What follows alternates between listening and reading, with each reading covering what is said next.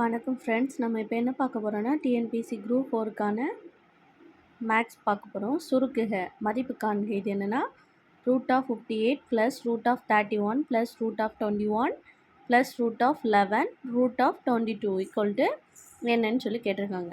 இது 2013 குரூப் 4 கேட்ட கொஷினாங்க. இது ஆப்ஷன் ஏ என்னன்னு கொடுத்துருக்காங்க 7, option B 8, option C 9, option C 6.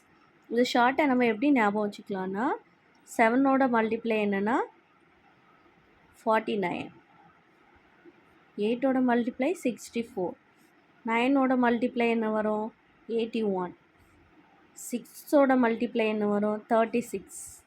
இப்போ நம்ம இதில் √58 தான் பெரிய நம்பர், சரியா? 58க்கு அடுத்து என்ன இருக்குன்னா ப்ளஸ்.